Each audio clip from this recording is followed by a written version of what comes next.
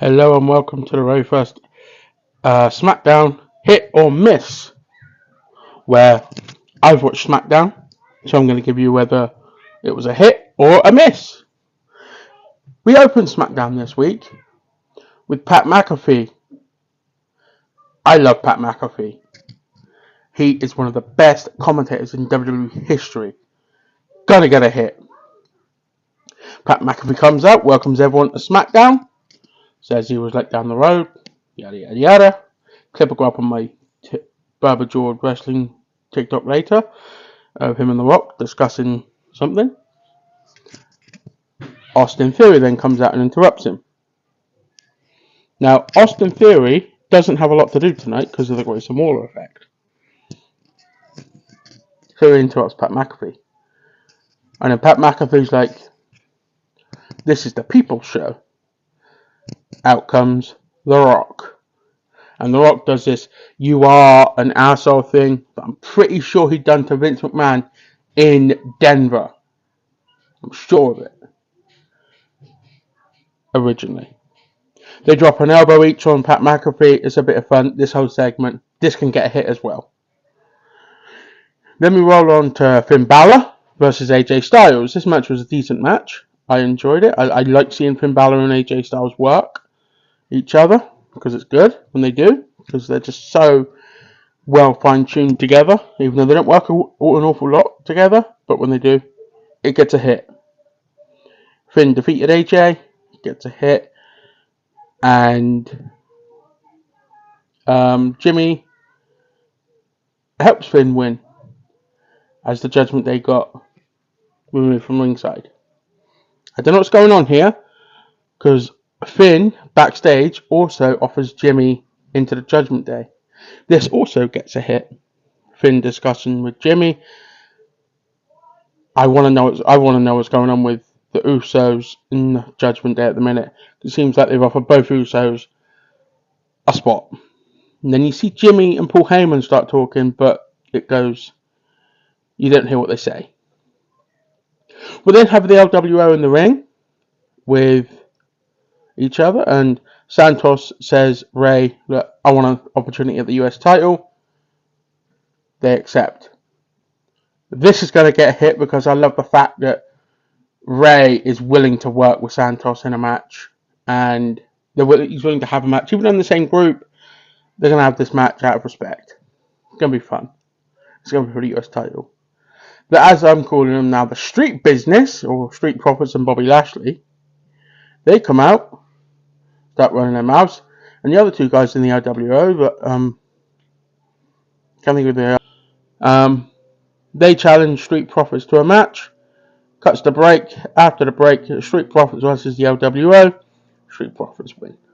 This is going to get a miss because I feel like that match should have went on a little bit longer, and it just makes the Street Profits look dominant, which is a good thing. But it made the LWO look really weak, which gets a miss. Then Bobby Lashley and the Street Profits beat down the LWO, all four members. This is going to get a hit because it's good to show that they're dominant. We then have LA Knight versus The Miz. This is a rematch. And this match,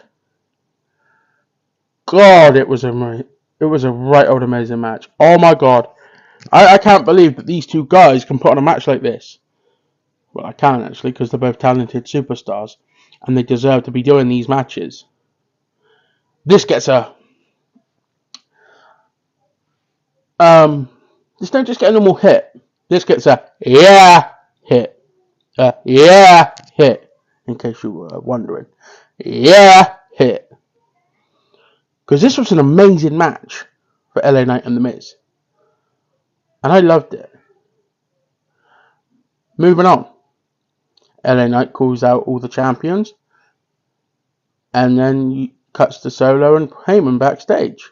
And Heyman's worried about what Solo's going to do because Solo seems to be wanting to take care of business. And he wants to know who is authorizing Solo to do what he is going to do. Now, The Rock was in town. The Rock was on the show. We knew that. We, the audience, knew that The Rock was there. And it's been rumoured that The Rock sent Solo.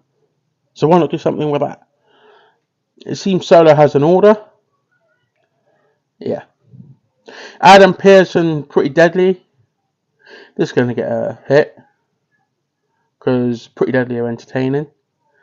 And I think Adam Pearce is just losing all his hair because of the job that he's doing. It's funny. So yeah, Adam Pearson, Pretty Deadly, gets a hit. Damage Control backstage discussing the match with Io Sky and Shotzi. Dakota Kai says Bayley needs to focus on Asuka. Oh no, it's not Shotzi, it's... Okay, I'm getting all mixed up here. They're discussing the match with Asuka and Io Sky next week. And Dakota says that Bayley needs to focus on Asuka and not Shotzi. Fair comment. This gets a miss though. Because I don't think you need to sit there and tell Bayley she needs to focus on Asuka when she's got a psychopath like Shotzi running around after her. Asuka defeated Bayley with the help of Shotzi. This gets a miss because it was just a backslide pin. Bayley's an incredible talent. She's a former women's champion. There should have been a finishing move there. You know? I get the distractions there, but there should have been a finishing move. That's why this gets a miss. The Waller effect with John Cena. Cena doesn't even get to say anything. Grayson Waller just runs his mouth because it's what he does. And then Jimmy comes out and starts running his mouth. And then Solo comes out. And it looked like Solo, give Solo credit. He squares right up to John Cena. Turns around and grabs Jimmy. And then turns back around and super kicks Cena. And they beat up Cena. And then AJ Styles comes out, who made it famous to beat up John Cena. And makes a save. This gets a hit. Because this was good. This was absolutely good. I don't know what they're building to. But I think they missed an opportunity with not having The Rock interact with the Bloodline at any stage. So this is my hit and miss for SmackDown this week. I thank you for watching. SmackDown hit the point, and they smacked down all the hits. I'll see you next week.